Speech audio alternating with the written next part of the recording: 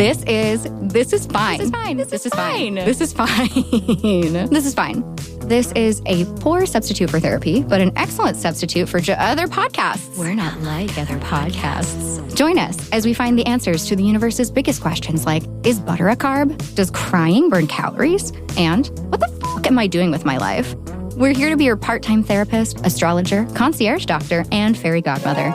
Do you need someone to validate you today? Cool. Come on in. We're fine. This is fine.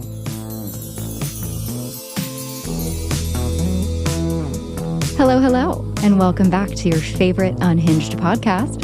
If we haven't met yet, congratulations. You've made it to a particularly weird corner of the internet. I'm your host, Dominique, and I am so happy to have you here with us, especially today. We're kicking off October's set of episodes, something we are dubbing over here in the studio as Take Better Care of Yourself Month. Is this the theme because our team is currently spiraling and in need of a little reset? Perhaps, it's fine. We'll have 4 episodes this month, each of which will be focused on ways you can evaluate your current status, your self-care, your wellness, your mental health, all that good stuff. And then you'll get the step 2 from us, what to do about it. We'll provide tools to improve each of those categories with tactical, practical ways you can apply them immediately. We love a little how-to, don't we? Today, we've got an absolutely incredible guest who many of you probably know and love already, the king of nutrition himself, the man behind Fit Men Cook, Kevin Curry. Kevin is a health and nutrition influencer, a recipe creator and chef, author, content creator, and all-around gem of a human being. We met several years ago in Park City, Utah on a press trip, and we got the chance to bond over a media dinner, and also a little bit while driving through a snowstorm. As I'm sure many of his fans and followers are, I was instantly drawn to Kevin's warm, kind, exuberant personality and zest for life. I have since become a huge fan of his amazing recipes and his cookbook, which, although titled Fit Men Cook, is very suitable for all humans, fit and unfit. Kevin recently launched his own podcast, At the Table, where he says the best conversations happen around food.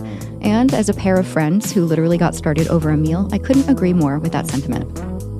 Today, we're going to discuss the world of health and nutrition on social media, specifically where we are at culturally with social media and wellness, healthy eating, etc., where we're headed, and how to navigate a healthy relationship with these channels, specifically wellness influencer Instagram, health talk, wellness talk. For those of you who aren't on TikTok, that just means healthy video content on TikTok. But before we get started, today's episode is brought to you by Smudge Wellness, home to all things crystal, mystical, and spiritual self-care. Like a supply store for witches, really. Find gorgeous amethyst geodes and rose quartz towers, choose a beautiful intention deck, or send your best friend a post-breakup spell kit so they can smudge away their toxic ex.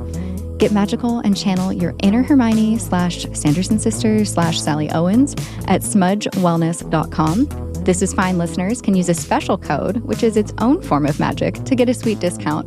Use This Is Fine 20 at checkout and get ready to enter your mystic era.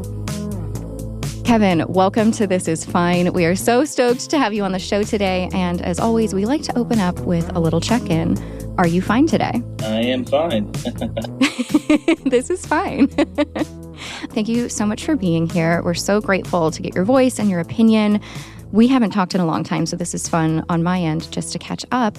But for those of our listeners who haven't heard from you or haven't followed you yet on social media, would you be able to give them a little background on who you are, what you've been up to these past many years in the wellness world?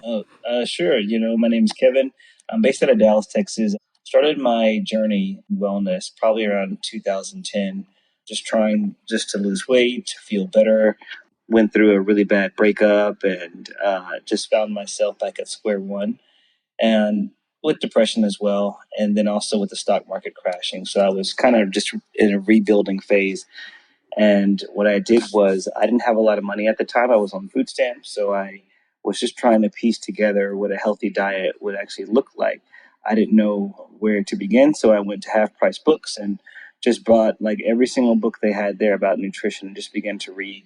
And then I had this idea, because I couldn't afford a personal trainer, just to crowdsource my diet, meaning I would just post every single thing that I was eating with the recipe, the steps and whatnot, all on social media, for the expectation that people who knew a lot more about nutrition and wellness would share back with me.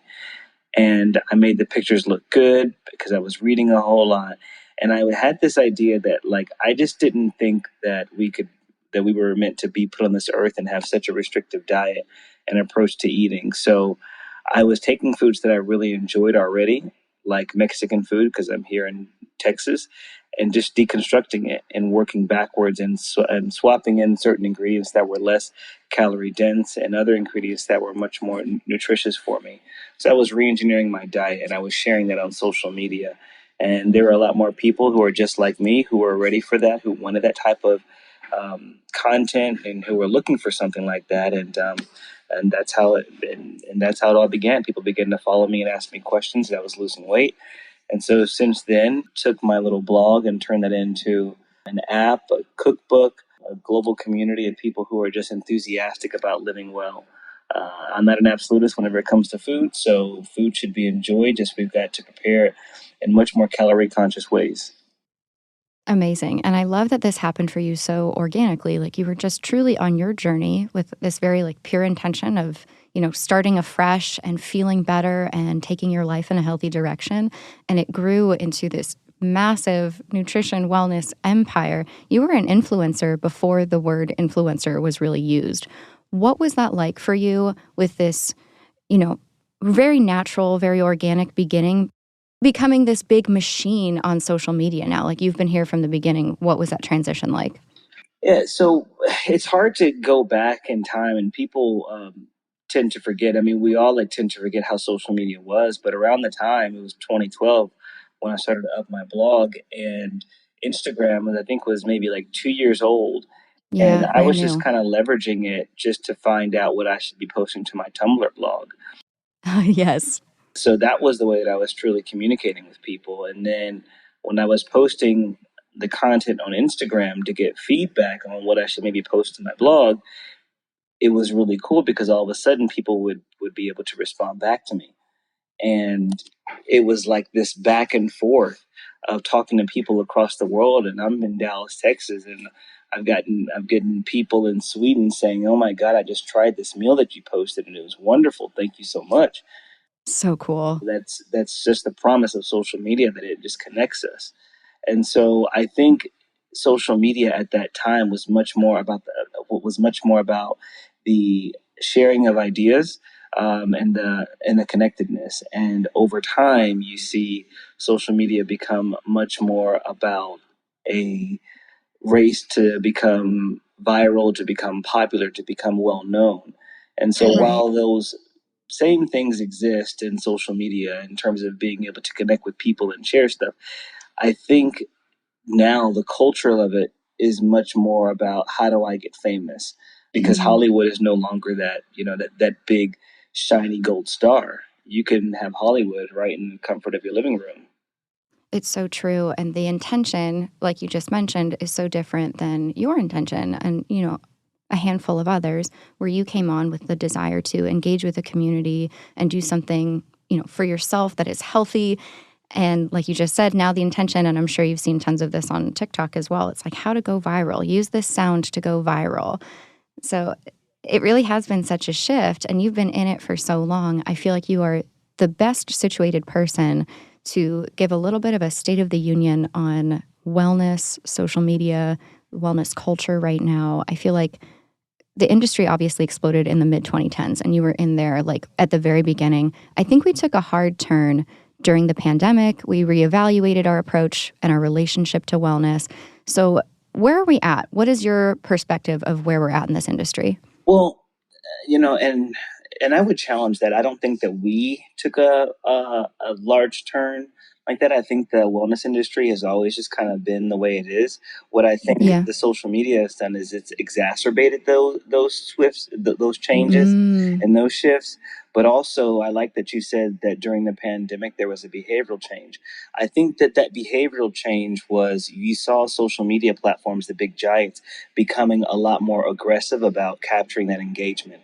Remember that we right. were just sitting at home, and so there was not like anything we can do. And it wasn't just the US, this was globally. We're all sitting on our phone, we're all sitting at home. So what do? You pick up your phone and begin to look at stuff. And that was the reason why there are so many, you had the protest and whatnot, because for the first time, we couldn't just busy ourselves and look away from Right. something. It was saturated. So I think at that time, social media platforms just began this contest to vie for our attention, for our engagement. And that came at the result, and it comes at the consequence of human behavior, of diet culture, of of beauty culture, Mm-hmm. just about anything, of entertainment. And I don't think that that was. I don't think that they understood the consequence. When I say they, the social media platforms, and I'll get into some details in a second, but I'm just like, this is how I would just look at the landscape.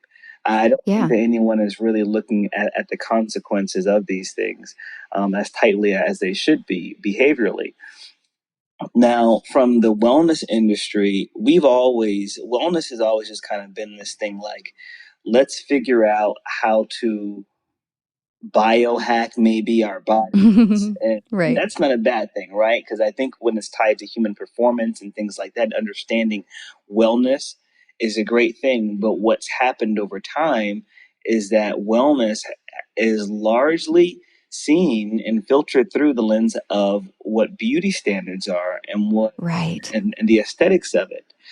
And that is hugely dangerous from a behavioral standpoint, because now all of a sudden we are viewing ourselves the way that through a lens that has been manicured, first off, through social media, and secondly, through people who are, quite frankly, paid to look like what they look like. Like supermodels. Yes. So all of a sudden, Exactly. yeah, all of a sudden we're getting all of our health news and and what we should be doing and looking like and eating like from people who are paid to look like that. Right. And And it's not always healthy. no, it's not. It's not. It's first off, it's not healthy just from a mental standpoint. Just because if you don't look like that, then the takeaway is, okay, then I'm not healthy, that I'm not well, so I Yep. got to go and look And like you're not that. worthy. Yeah, and so I think that is one of the biggest things. And then now you have this idea that, okay, and let's just go ahead and call it out. The one of the greatest things that ever happened to social media during the pandemic was TikTok. It was Yeah. entertaining and everybody went there. And so they were growing at an astronomical rate. And all of a sudden, you had these other big giants like Facebook, which was already, there were a lot of cracks in that surface already because of the way that the platform was operating. And then they had acquired Instagram. All of a sudden, they're seeing these engagement drops. So, just par for the course is what Facebook, Instagram have always done is they just copied everything. There is largely nothing, honestly, if you think about it, any of their updates that have been novel since 2012 when they were first founded. The So true. video thing was to be able to compete with YouTube. Yep. And then they started to go live. Why? Because Periscope was going live. After that, they wanted to start showing stories because why? Because Snapchat was doing that. Then all of a sudden they're like, well, let's do smaller videos and whatnot. And so we can say that the IG videos are for the longer forms of content to compete with YouTube, but let's do these smaller forms of content so we can compete with Vine. So there Wow. has Yeah, been you're right. You're so right. yeah, so there's been nothing that Facebook and Instagram or just Meta, whatever you want to call them, has been novel. Nothing that they have done has been novel since 2012, and it's always been to compete. Now with this TikTok, we saw a huge shift in the way that those platforms were operating, in that now, because Instagram wants to really compete with that engagement, they have literally turned their entire platform into a TikTok copycat. It's so true. I don't even spend time on there anymore Correct. because I don't see like my friends and family. It's just like reels of people I don't There we know. go. And so I know this is a long roundabout way of answering your question, No, but it's great. that is so now, like you're saying, well, I'm not seeing the content, the people that I follow anymore. What are you seeing? You're being offered up content, first off, that you didn't opt into. They Mm-hmm. are they are silencing, or they are discounting content that you actually would want and offering up instead content that is getting good engagement. It's so Content that's true. really, so what does that look like? That looks like, for all intent and purposes, booty shots with a whole bunch of glitter on them and holding up a green smoothie. Yes, That is like exactly. every single shirtless person in the world is doing push-ups and push-ups into a backflip on top of a tire. It's like engagement thirst traps. Yes, that's all it is. Then you're saying, "Ooh, this is a protein waffle quesadilla pancake to a burger, and because I made it with protein powder, it's healthy." Oh my gosh. You're seeing stuff You're seeing like, some crazy stuff too. but this is what's happening, right? You're Yeah, seeing, it's hilarious and sad because it's real. yeah. I was going through the other day, and it's just like these people that I follow, and they aren't even like, this is what is always really bothered me about the wellness piece, is that people are tapping into it because the wellness industry is $1 trillion industry, not even billion, and there's tons Yeah. of engagement, and more as technology advances, people are more concerned about what's going into their bodies. So if I know that piece, oh well, then let me craft and curate like my content to be like that. So all of a sudden we see stuff like pizza for weight loss. It is the exact same pizza recipe that you would get anywhere, and they're And it's just marketed yes, differently. it's just with real ingredients. Well, that's not weight loss, That's just a more nutritious and wholesome pizza. right? It's just using pizza with with Whole Foods, the same way that you would do it at a restaurant, So it's basically. like what you get in Italy. Correct. Yeah. There's no pizza for weight loss. I saw something the other day. Butter chicken for weight loss. There is no butter chicken for weight loss. What? It's just buttered chicken. It's And if just you butter eat chicken. balanced and you eat, in moderation, like Correct. anything can be good for weight loss. So you have people competing for a voice in this space because that's the only way that they can survive, because these Right. platforms have designed it as such. Yeah, it's interesting because I'm thinking about it also from like my user perspective as a content creator and thinking about the shift where it's like I used to be able to connect with people and share things that, I was creating, writing, the podcast. And now I don't know if it's the algorithm or, they want me to spend money on promoting posts, but, it's dropped by an exponential percentage, like from the thousands into like low hundreds. I don't know if you've seen a similar shift. Absolutely, Oh, absolutely. And wow. now, I mean, my engagement has dropped off at least 70, 80%. We went from, because Wow. we would always, and here's the frustration too with some of the platforms. Once you get to a certain level, and this is because, like you got that blue check and you work behind the scenes and some stuff, right? They Yep. will reach out to you and they'll let you know some of the things that are coming down the pipe, in terms of like updates to the platforms, because they want certain creators to begin to use them. And so they'll get these creators like me, like, all right, sure, we're going to do some IGTV stuff. We were doing Yep. the long forms of content. And then once they started with the TikTok, we go from hundreds of thousands of views literally overnight to 9,000 views. Yeah. And it's Wow. like it is clockwork. So we reached out to these, to to the platform, and asked these questions like, hey, like what's going on, and this is their response back, and I'm gonna it's almost verbatim. Well, I can just tell you that, like, I think a lot of people are no longer interested in the short form content, but I can promise you, if you share some of the reels, Reels. Yep. that your followers will see a lot more of that content. And so, which prompted a response from me was like, well, if people are following me, if my followers are following me, why would they not see anything that I post then? Why does the format matter? If Correct. they're following you for your content, it shouldn't matter the medium of content. They want to hear from you. Correct. And they want to hear Yep. about like some of the ideas that I have around XYZ topic. But because it is not in line with their business strategy, they do not offer up your content at the same rate. So you have to Yeah. play the game the way that they want it to.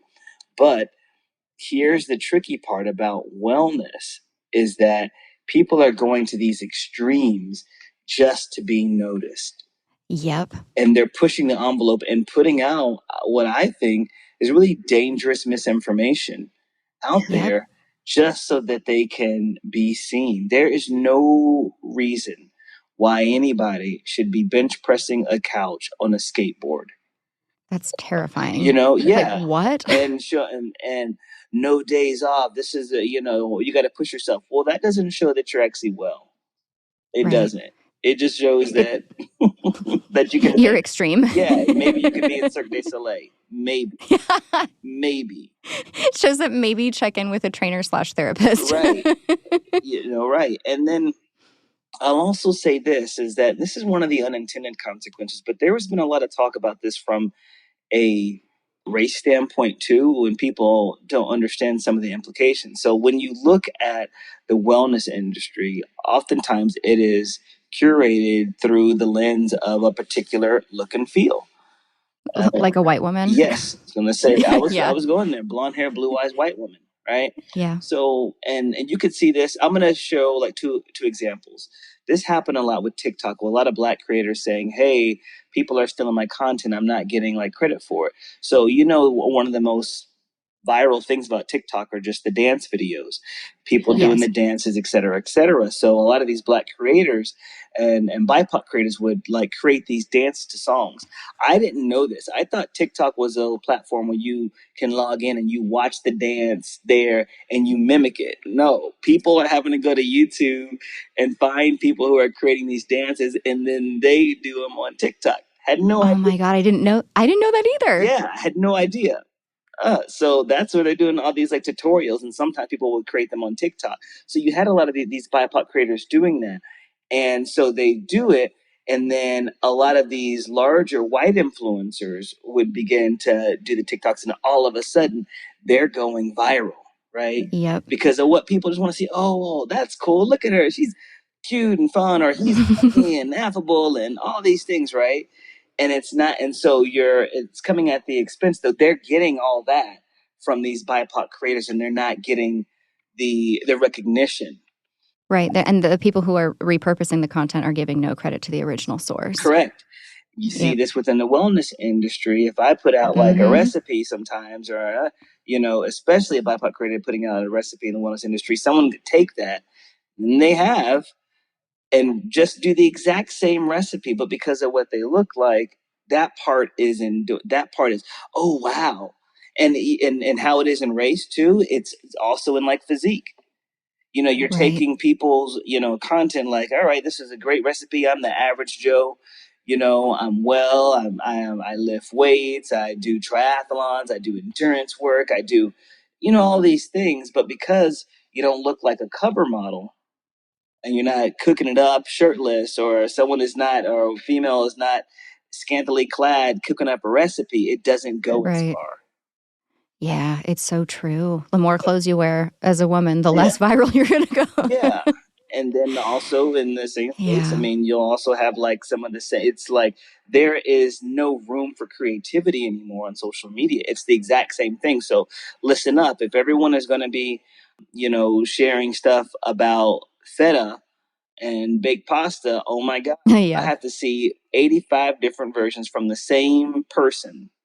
There's not a lot of ingenuity anymore. There's just none. It's just a race to be viral. So whatever is viral, I've got to go ahead and do that. And people aren't feeling comfortable creating anymore. And the stuff that they do create is intentionally made for the purpose of going viral. Right. Instead of what we keep coming back to, like your original purpose. I think a lot of, us in the health and wellness space who came to this place with the intention of sharing good things that we've found for ourselves, gathering from a community good things that are working from other people, and just helping one another live more healthfully, live longer. I know that's one of your things, live healthier, live longer, coming from this well-intentioned place.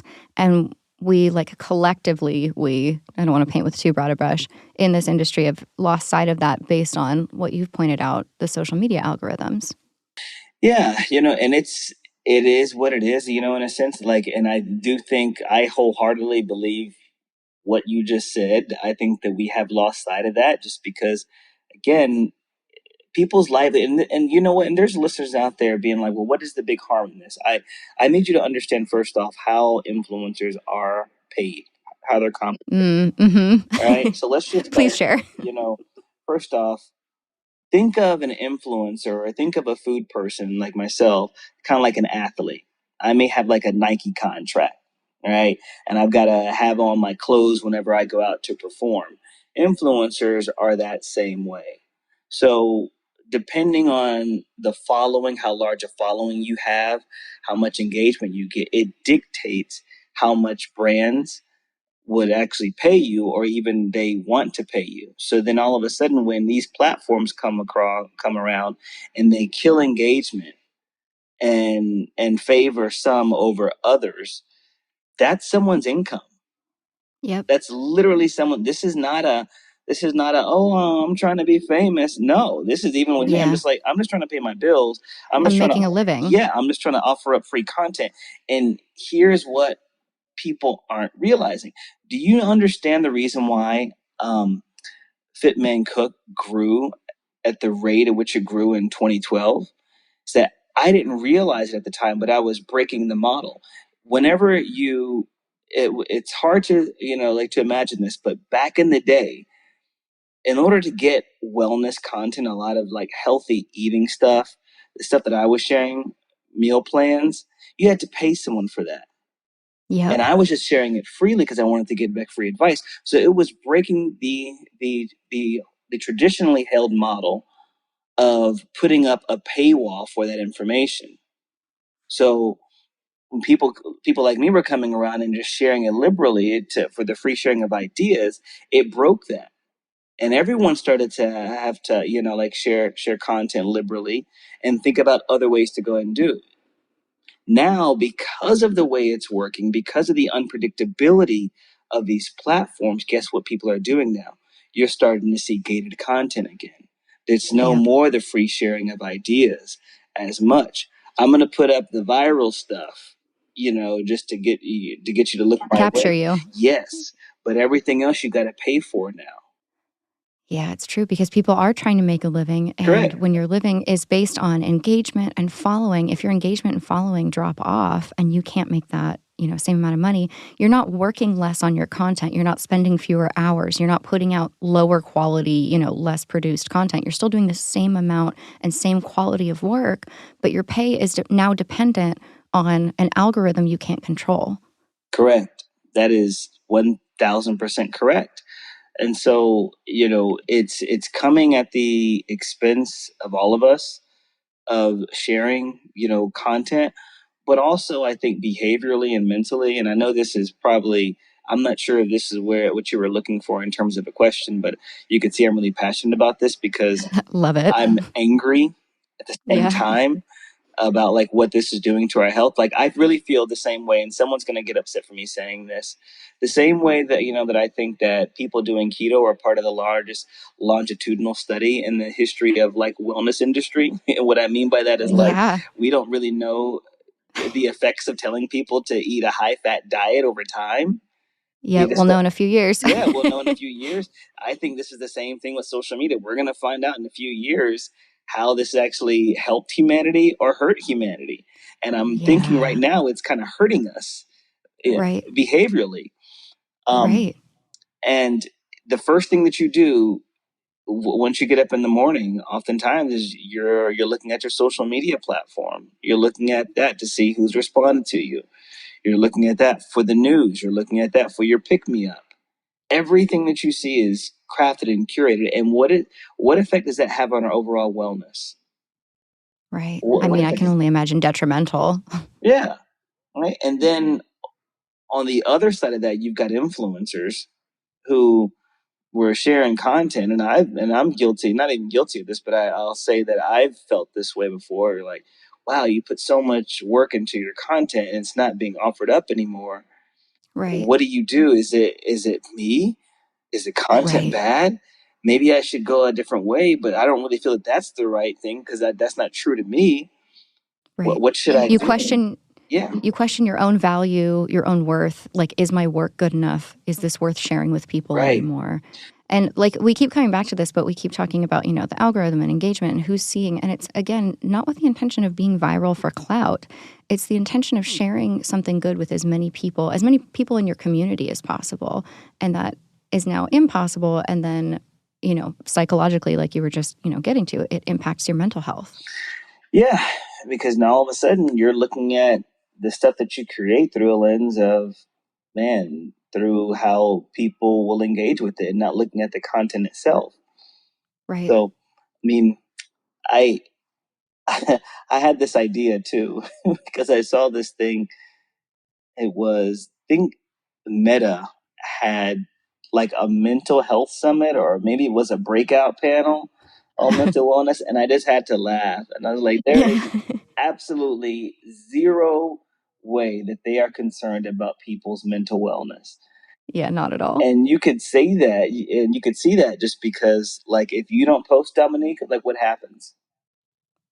You lose people, you lose engagement. Yeah, and they will purposely do that. So this whole idea, like, yeah, we encourage people to take some time off. Your algorithm is antithetical to that very idea. It's so true. No, They've designed something that you is. don't encourage that. You encourage people to Oh be my on God. all the time. All the time. I just like heard a quote, maybe it was from Netflix, that like they're not competing with other people, they're competing with sleep. Mm. And they're winning. Like And it's so, like you said, yes, antithetical to mental health, to your well-being. It's the opposite of why both of us got into this like digital space of wellness. correct. Like, if they were really concerned about that, then let's say that like this would happen. This would be a feature. You could go in there and you can put up a vacation, thing, and say, "Hey, I need a break from this." You can select the Yes. options. Why? You could say mental health break. Boom. They can actually put that up. When you go to your page, Dom, it would say, "Hey, Dom was on a mental, a wellness break, taking a break from social media, whatever Wait, I love you that. want to go ahead and share, right?" And then instead Yeah. of losing engagement, instead of doing that, they would actually support you and do this. Let's say that I follow you and there's some post that I didn't see because I didn't like. They would offer up your content still while you're away. Oh my God. Can you just make like a Vip Cook like platform? Because this Like, is genius. like, you know what I mean? Like, if they're really concerned about it. And then maybe too, Yeah. like, hey, you know what? If I see that you're like on a mental wellness break, why don't you drop her a note? And when she's back online, she can see it. So it's more like you Yes. can look into your own like inbox and be like, hey, Dom, saw that you're taking a break. Hope that you're doing well. Blah blah blah. Right? Why is this making me cry? I love this idea. Like, it's Oh my God. like if they're really concerned, but they're not. Yeah, Because they no. want to Yeah, they're make not. money. Okay, this actually brings up what I also wanted to talk about today, which, okay, obviously social media platforms are not concerned with our health. They're not concerned with our mental health, but they are unfortunately, the only digital way that we're really connecting with one another Mhm. and getting this information. So for our listeners they're not on the influencer or wellness industry side, but they are consumers of this content. Right? Maybe their whole TikTok feed is like health and wellness talk. Maybe their Instagram is all reels of like the guy doing push-ups on a skateboard. Mhm. Do you think there's a healthy way for your community, for our listeners, for the wellness consumers in general, to have a healthier relationship with social media, specifically wellness social media? Yeah. First, I think that you should follow a diverse, like a range of people that have different perspectives. And honestly, this is what I would give advice to anybody, regardless of social media, but I think it's really important now. You got to do your own research. Yes, You please. have to do your own research and find out what is important for you and what works for you. And I think Yes. the danger of social media, or the issue I think with sometimes, is that people will follow people and do the exact same thing. Yes, this is one of my biggest pet peeves. And I've actually, specifically about your platform, I love that you've never, like from the beginning, you've never offered a copy and paste diet plan, but rather these recipes that someone can incorporate into their own Correct. personal regimen. And like things do get sticky when you're like carbon copying, copy and paste a one size fits all diet. Right. You've never taken that approach. And I believe that's on purpose. Yeah, just because it was how I found my way. Well, it's how I cracked the algorithm for my own body. And I remember what I was doing too. This was when I was first starting out, like really getting serious, and I started doing a lot of these bodybuilding diets and plans and whatnot. And I was just doing them straight out. just Yeah. copying and pasting. I was a beast in the gym, and I was like, yeah, we're going to go ahead and do this. And I was not losing weight. In fact, I just kept like remaining the exact same. And I'm like, I'm eating healthy. And this guy at the gym, this 50-year-old guy, he says, well, what are you eating? And I was telling him, I was like, yeah, I'm eating 3 chicken breasts and broccoli and this and this. And he said, how much are you eating? I said, oh, about like 10 ounces of chicken breast, 12 ounces, I think, because, your protein is really important. And he said, I think you're eating way like too much. And I was like, impossible. Impossible. Because this this bodybuilder guy eats this. I stopped eating that and my body started to change. Wow. So that's why I stopped. I was like, all right, if I ever get the opportunity to share with people, I'll never use my platform to be like, that you've got to eat just this and it's going to get these results, because all that got me was frustrated and disenchanted, and I almost quit because I'm like, it's not worth it. Imagine if you had stayed on that and never talked to that man in the gym. Yeah. And then, you burnt out and you never went on this journey with your health and fitness that has impacted millions of people. Like, what a difference that made just from coming off of a cut and paste plan. Right. Right. And so I think that people have to get this. And if you're a listener out there, I want you to get something. Like, this is the honest to God truth. You have to do the work for you. Period. You have to lift the weights for yourself. You have to walk yourself around the block. You have to cook your food. You've got to figure out what works for you. And the most frustrating thing with the opportunity with wellness is that wellness is a lifelong journey. So you're going to have your ups and you're going to have your downs. You're going to have to figure out what works for you. But when you finally figure it out, you can accelerate your success in ways that other people cannot. But at the end of the day, you've got to figure out what works for you. And it's frustrating in the very beginning because you'll see other people experiencing perhaps greater results or the results that you wish that you had. But when you finally crack the code for your own body and you stop looking to the left and to the right, I'm telling you, you will soar and you will find so much more happiness. And then you'll look at stuff on social media and be like, you know what? This doesn't serve me anymore. Or this does serve me. You can pick and choose more mindfully from a place of education once you figure those things out. And I think that's something you've always done really well, is like you focus on the education versus telling someone to follow and copy something. Yeah. Because people come onto social media, and here's the thing. I feel like I sound judgmental, and I want to validate some concerns for listeners. I know why people want to copy and paste. I know why followers and people in this, social media community want to see a viral TikTok video of someone who looks the way they want to look or says they were cured of something, and they want to gravitate toward it because there's so many barriers in our healthcare, in the US at least. It's hard to gain access to someone who's going to, do a comprehensive look at your wellness and customize a plan for you. Mm-hmm. I know it's hard. Health and wellness can be expensive too. And I think people are in pain or suffering from disease or feeling stagnant, and finding something fast and quick on social media or some, copy and paste plan seems like a very easy way to get out of the place that they are. Yeah. But it doesn't actually work, and following exactly what someone else is doing isn't gonna get you out. But I understand the desperation, and that's why I don't want to sound judgmental. Oh, absolutely. Absolutely. Agree with you on that. And, and that's really like what it is. Oftentimes it's just you're desperate. People are desperate for a change. And I get it because I've been there. But you just have to, once you finally kind of realize that, hey, it's not going to work unless I do it, then you'll stop being frustrated like that. Yep. And you'll just accept things as they are. It starts with you. It ends with you. Yeah. You have to make your own motivation. I've learned this the hard way so many times. Like, you can't be passive when it comes to changing your health and expect that, these things will just come to me. Motivation will come to me. Yeah. You have to get out there yourself. Correct. But yeah.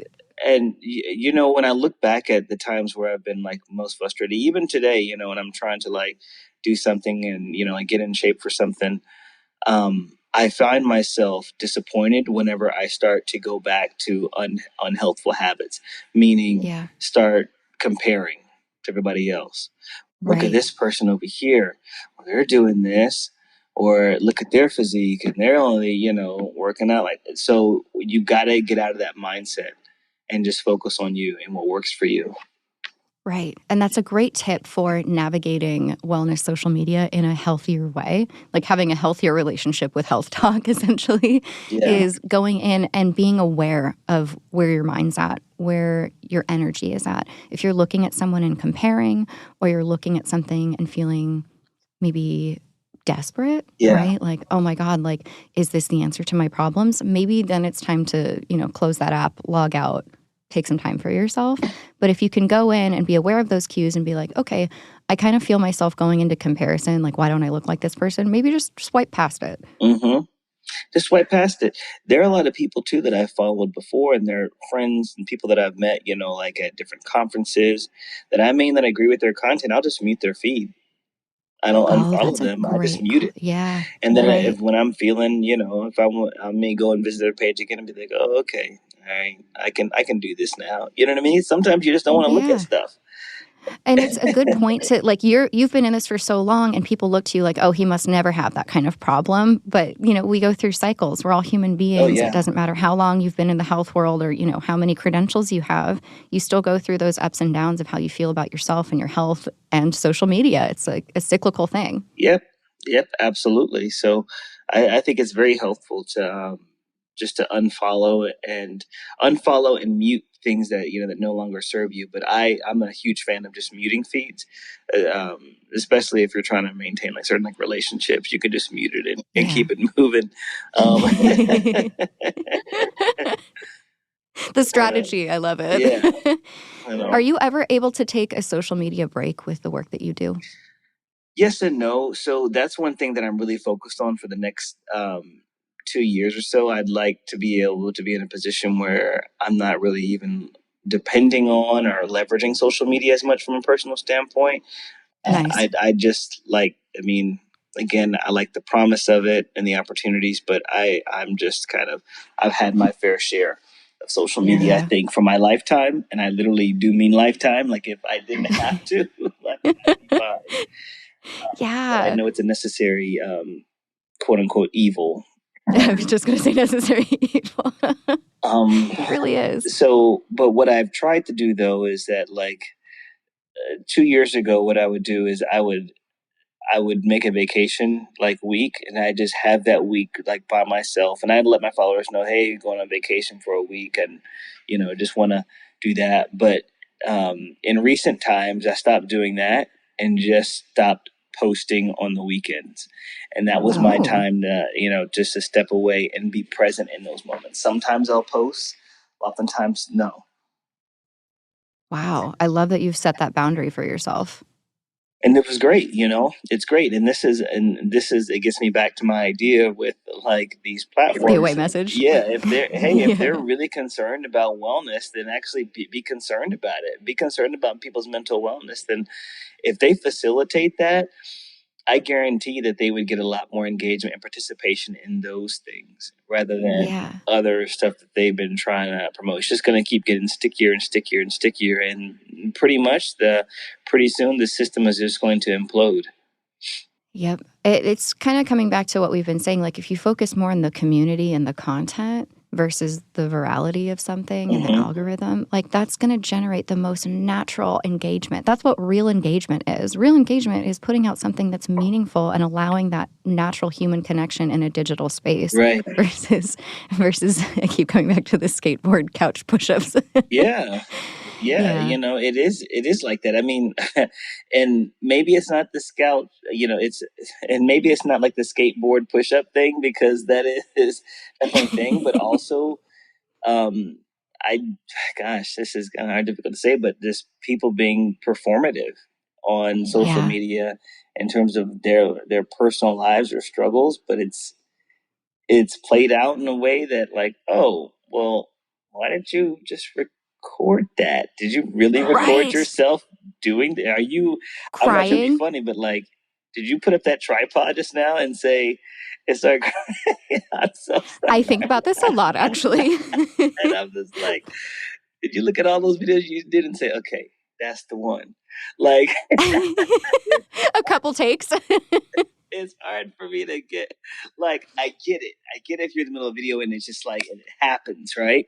Because I've been that way before, talking about certain topics, you're just like, oh man, that emotion kind of hit me, right? Right. But this idea, though, that you're like, oh, like, I didn't know that, I mean, these are reels now. Right. Like, It's like authentic vulnerability versus performative vulnerability. yes. And I'm just like, the last thing I want people to see on social media is my ugly cry face. So Yeah. I don't personally get it. But I think there are other ways to be vulnerable, I think. yeah, but that vulnerability lends for great engagement.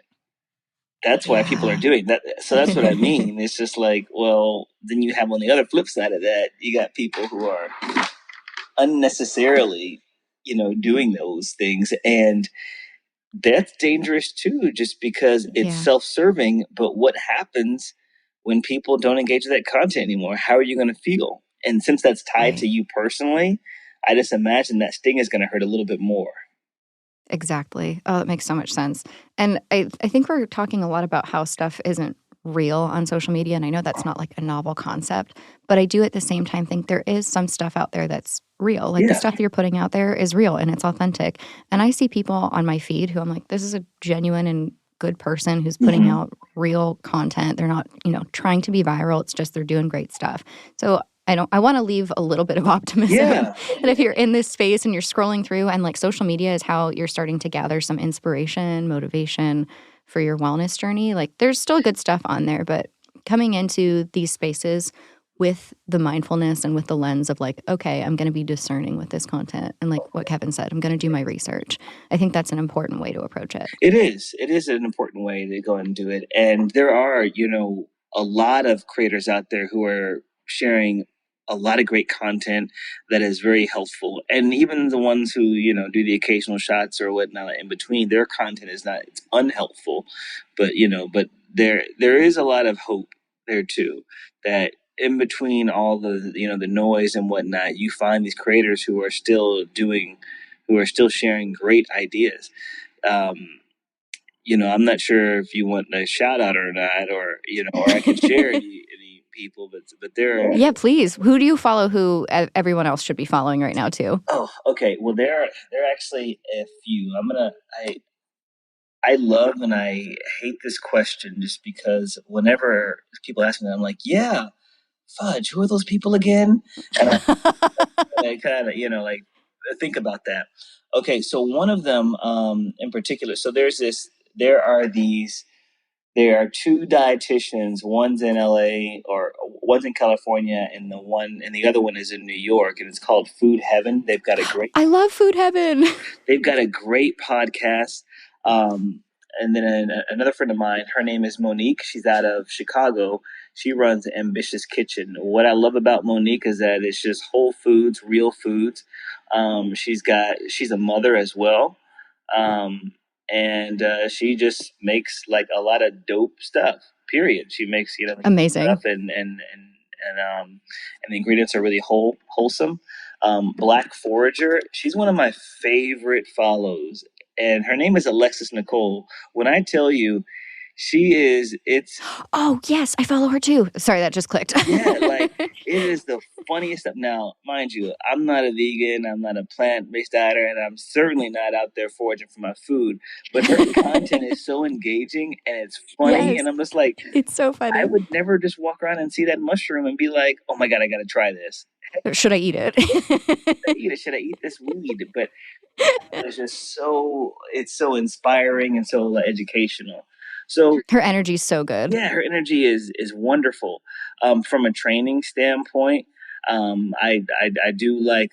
There are a couple people that I like to follow on there. Jason Calambe, he's out of. Well, I think he just moved, but Jason Calambe, he shares a lot of great like workout circuits. Awesome. And so he's another person that I would highly recommend that people follow. But yeah, if in fact, if people want to go to my feed, Fit Man Cook, and just kind of look through my following, I think good call. That I would say like, I'm not sure about here. No, that's a great call. Go follow Kevin on all these platforms and then see who he's following. And that's probably a really good indicator of who could populate your feed in a positive and healthy way. Boom. I appreciate that. Yeah, no, we appreciate you. Okay, before we get into some quick fire, get to know Kevin questions, last, I guess, more overarching question. Where do you think the wellness and nutrition and health industry is headed, regardless of social media? Is there anything you see on the horizon coming up, positive, negative, hopefully positive? What do you think's on the horizon? You know, I don't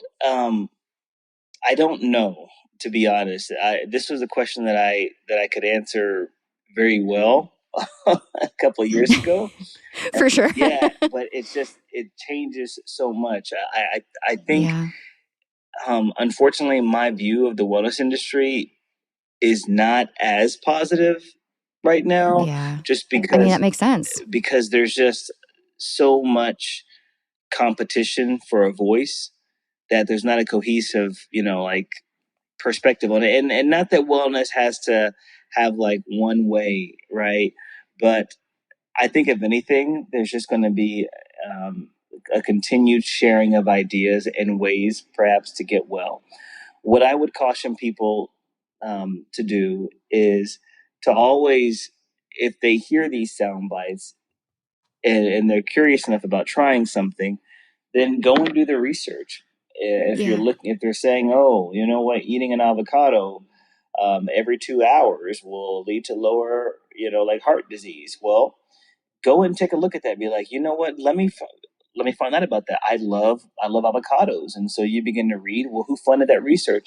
If it's up from Right. Mexico, then you may be like, all right, well, let's not. Yep. You know what I mean? So Yeah, like the collagen studies that are mostly funded by the collagen brands. correct.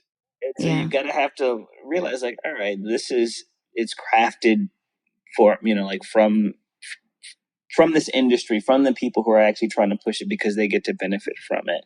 Yep. So They stand to make a buck. right. So I don't think there's going to be a deficit of ideas about how we can get well. I just think, if anything, it is, and this is the sad part, I believe, of wellness. And I'm trying to end up on a positive note, It's okay. You because can be honest. I think that, like, you can look at this in two ways, because of our heightened sense of what is well.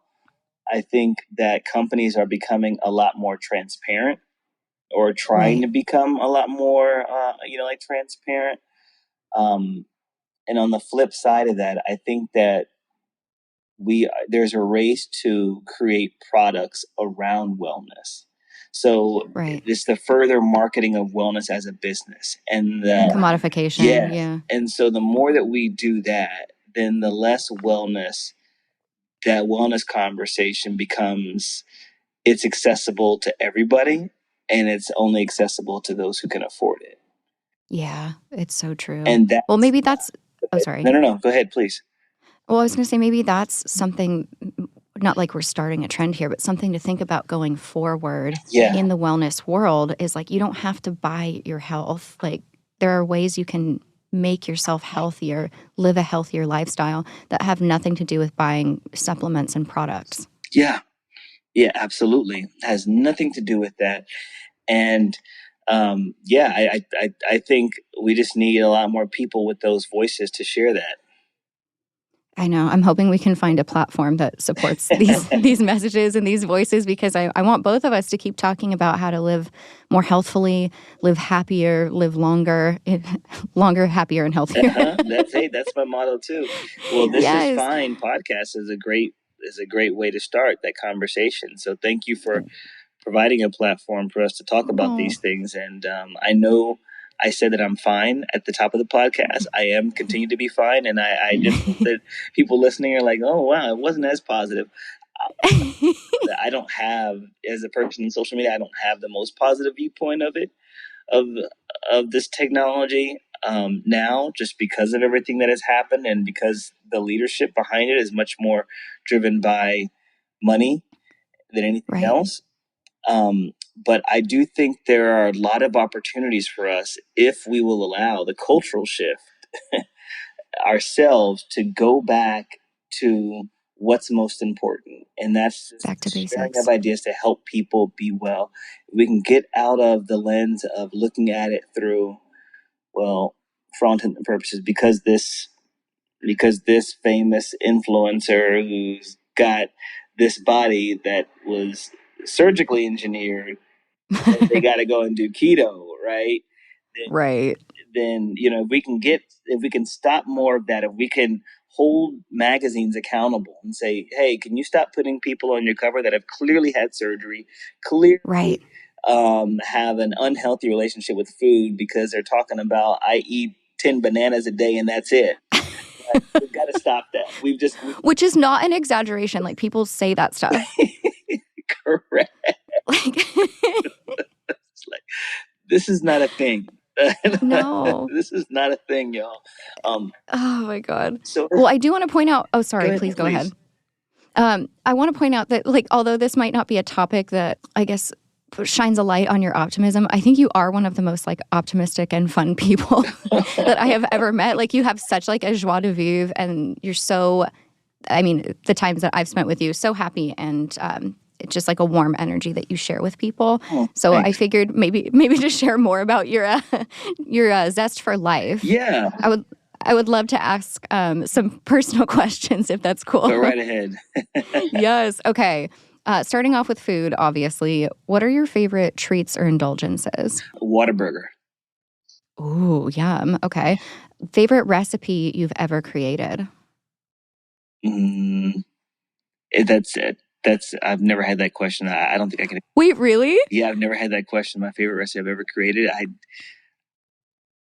I didn't mean to put you on the spot. No. I'm thinking because I just love food. I know. I'm the same way. Are you a Taurus? I am a Taurus. Oh my God, yes. That's hilarious. The food lovers of the zodiac. I was raised by a Taurus, so I'm right there with you. Yeah, I don't have. You're like, I just love them all. They're all like my children. Yeah, I love food. So yeah. Okay, all of them are the favorites. Okay, what about, okay, on the flip side, a healthy food that you cannot stand? Brussels sprouts. Really? Okay, I feel like you've talked about this before. It's Yes. like less shocking, but I'm like, how could you? No, I get it. No, I did. I did this DNA test a while back, a couple of years ago, and I've always said throughout the years that people have followed me, I'm like, oh my God, I hate Brussels sprouts. So you won't see a lot of them on my channel. And I always joked around. So I did this health test for DNA, and it came back and they said, you have a really strong bitter taste sensitivity. You probably hate foods like top two, beer and Brussels sprouts. And I thank you. I hate both of those equally, like with a passion.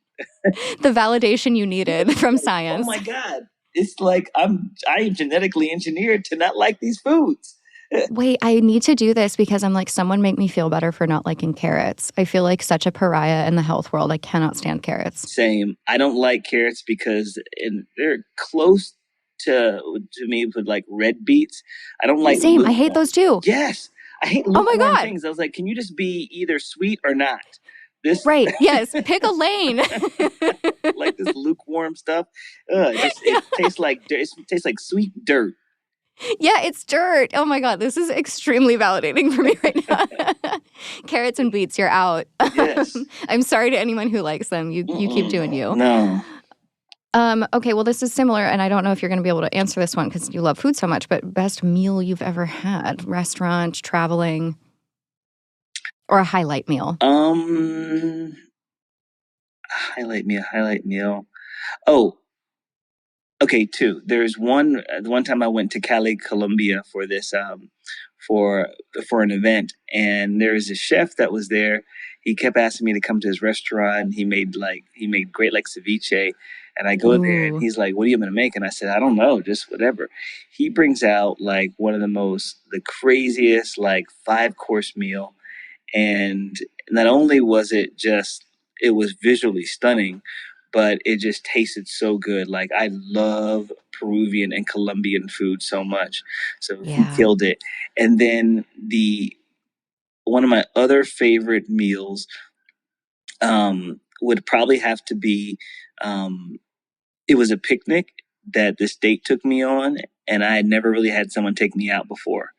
And she Oh, took me on this date in downtown Houston, and she just made me a cold cut sandwich at the picnic, and it was just one of the best things ever. And so I share that because food tastes differently based off of where you are and who you're with.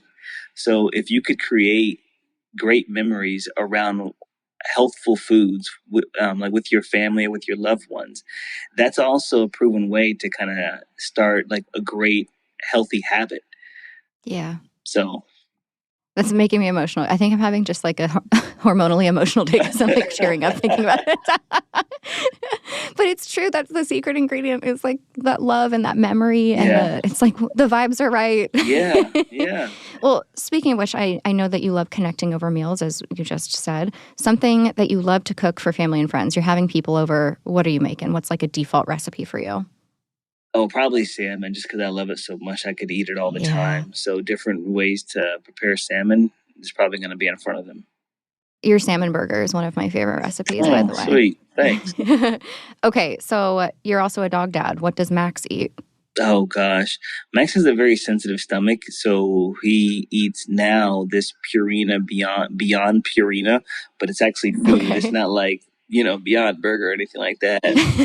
But it is called Beyond, and so he eats that, and he also loves, just like his father, rotisserie chicken. So that's Oh, part of our weekend thing where I'll get a rotisserie chicken and, pull back the skin. Either I'm using it for my meal prep or making some soup and I'm giving him the bones and some of the white meat. He loves it, like tears it up. he's just living his best life. Yeah, he Love that for loves Max. white meat. Yeah. It's so cute.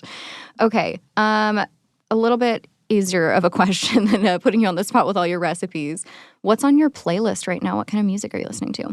I usually just listen to a whole lot of podcasts, to be quite honest with you. I'm in this Oh, really nice. contemplative and pensive state. Maybe it's called introspective, going through a lot of therapy. And that has been really helpful for me, just to understand a lot more. And I encourage a lot of people out there to go and do this. I've always been an advocate for therapy. This form of therapy is was very surprising. I wasn't trying to do it. It's called psychotherapy. And so a lot of it is unpacking some of the things, basically unpacking our why, like why we do some of the things that we do, and why like we communicate, why are we triggered by certain things. And I've never really thought about this before, and it's challenging me in new ways, just because I've shared a little bit about my wellness journey with my followers, and I'll share this with you, which will eventually, I guess, like be public. But I've been diagnosed with like depression, of course, depression disorder, anxiety disorder, all those things, bipolar 2. Taking medication for those things now, and it's been largely helpful. But one thing that therapy is getting me to realize, and my therapist said, she's in no way discouraging me taking medication to make me feel better. But she says, honestly, I think that in some cases you don't, I think that was a misdiagnosis. I think that over all Mm. these years, you have just have unresolved trauma that you have not processed yet. Wow. And the more and more I'm kind of learning about those things and talking about things I've kept inside since I was like a young kid, the freer I feel. And my relationships are changing now just because you're viewing the world differently. And so what's on my podcast right now are just like, I just need something that's kind of light. So I'll listen to the daily podcast, or Nice. listen to other like inspirational ones. Um, and so, yeah, that's what's on my podcast. I mean, my playlist right now. That's amazing. And I'm so happy and grateful you were able to feel comfortable sharing your therapy journey with us. We talk a lot about mental health on Yeah. this show. And as you know, we've had, talks before. I've also gone through the depression diagnosis and the therapy, and Yeah. I've done all that trauma unpacking, and it's you got to dig up the hard stuff Yeah. before you can really heal it. But like unearthing, while very uncomfortable, is a very, very healing time. Yeah. So I'm sending you a lot of good energy while you go through Thank you. this. I really appreciate that. Yeah. Oh, of course. Okay, well, we're going to end with maybe two little lighter questions. Okay. If you could teleport anywhere in the world right now, where would you go? Morocco. Oh, beautiful. I know you're a fan of good TV binging. Yeah. Are you watching anything fun right now that you can share with us? I just finished up the Dahmer series, and dark. I generally don't watch shows like that, Yeah. because I always feel like conflicted. I'm like, well, why am I going to watch a show about someone slaughtering someone else's family? Because I know exactly that type of way. But somebody was encouraging me, so I finally put it on. What I did like about it, again, grain of salt, because if you're a victim or tied to one of these victims, you have the right to say and feel the way you feel like. And I think what you say is law. Um, what I appreciated about this series, though, was they humanized the victims. Like I've never they humanized the players involved. So you did see this side of Dahmer. Not that you're good, he's like a sympathetic character, but you do see this like, oh, okay, based off of his past and whatnot, and he's been sick for a minute now, right? You're missing those cues. So I think it was helpful for people to see, so that way we don't repeat that. But also, you kind of get to find out why people's lives mattered, why the people's right. And it was large. It was honestly, I watched Dahmer, and it was less about Jeffrey Dahmer, and it was much more about Black Lives Matter to me. Wow. In my Okay. opinion, and to see how the you know how the system has failed communities in addressing a lot of these issues. And so when people think about certain movements and whatnot, they'll have this idea like it's just about XYZ. No, it's about like when people are sounding the alarms, who's believing, who's not. Wow. So you looked at this with like such a psychological and anthropological lens where I'm like, I'm scared. Oh. Yeah, it's definitely worth a binge, but I can honestly to understand people who would not want to support that. Yeah, totally. Well, I mean, the way that you looked at it, I feel like anyone who was semi-curious about it is going to be very interested now. So thank you for sharing your TV binge. No, thank you. Thanks. I might just have to rewatch Bridgerton. Oh, yeah. So my quote unquote, maybe I wouldn't call this trash TV, but stuff that I really love. Married at First Sight, 90 Day Fiance. I watch those things, and the first 48 and 60 days in, those are my shows that are on my repeat, in my little DVR that I've got to watch each week. Yes, the comfort shows. Yes. We love a comfort show. Yeah, I love a good, entertaining show. Yes, that kind of stuff that just takes your mind off of your life and everything that's going on around. I love that. Yes, Very exactly. little. We need more of that. Yes.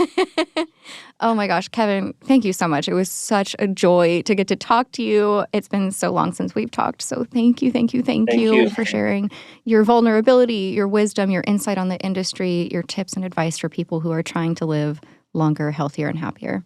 Before we go, can you share a bit about your podcast right now? Yeah.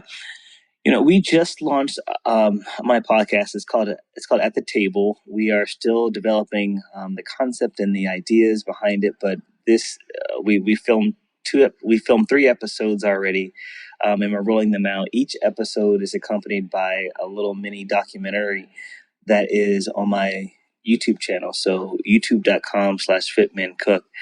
And the theme of our season 1 for our first 6 episodes before we start getting into the fun stuff, kind of like the way that you do, is we are interrogating sustainability in different ways of our lives. So the first episode was about sustainable satiety, which is sustainable satisfaction, looking at the food system, looking at food insecurity, sitting down with some professionals, or rather some experts who work in that field, and understanding what we could all do to make sure that our neighbors aren't going hungry.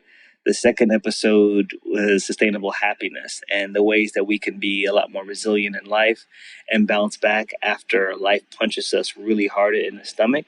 How do we sustain that happiness? Kind of sit down with 2 people who had to go through that, and also talk to other players there. And then the third one that we're working on this week is sustainable performance, which I'm really excited about with that one, because I was able to talk to one of my trainers, about the topic. So yeah, but you can find it at the Table Talks, and it's available on any platform where you decide to get your podcast. But I think that the podcast is just the actual sit down. So we're always sitting down at the table eating something. So you may hear some of like the plates and scraping and stuff. But if you go to youtube.com/fitmancook, you can see the mini documentaries that we're putting together. So it's half and half. It's half. We're using some of the clips and snippets of the podcast to craft this story about the overall topic. I love this. And we will link to that in the description of this episode. So if you're listening right now and you want to jump over to Kevin's channel, all those hyperlinks will be included. Sweet. Kevin, you're the best. Thank you. Appreciate you. Again, today's episode was brought to you by Smudge Wellness. So head over that way if you want to grab some crystals before you do a social media detox, or be just like me and put beautiful rocks all over your house. smudgewellness.com, code ThisIsFine20 for your exclusive 20% off discount. All right, beauties, love you so much. Je vous aime beaucoup.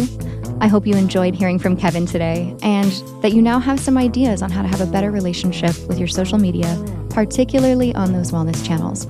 To hear more from Kevin, click the hyperlinks in the episode description to get to his Instagram, TikTok, YouTube, and new podcast, At the Table. That way you can connect with him no matter what happens to social media platforms. Happy October. Let's take really good care of ourselves this month, shall we? We're going to build on this topic next week and talk about when self-care actually becomes stressful and unhealthy, when it starts to become all-consuming. When did self-care become this out of control? Let's cut that shit out. It's going to be a fun conversation, and I'm so excited for you to hear it. I almost released it this week, but I am practicing patience. Anyway, let us know how you're doing, how you're taking care of yourself, or share what you want to learn more about next. I am FINE at thisisfinepodcast.com is our email. You know what to do. I'll see you soon. A bientôt. Bye. Thanks for tuning in to this episode of This Is Fine. I've been your host, Dominique Michelle Astorino. We're based in San Diego, recording in studio at DLI Productions in Pacific Beach with Emmy Award-winning sound designer Dan De La Isla. This is a comedy and advice podcast, but for legal reasons, this entire podcast is a joke and none of it is medical advice. To download the transcript or learn more, visit thisisfinepodcast.com.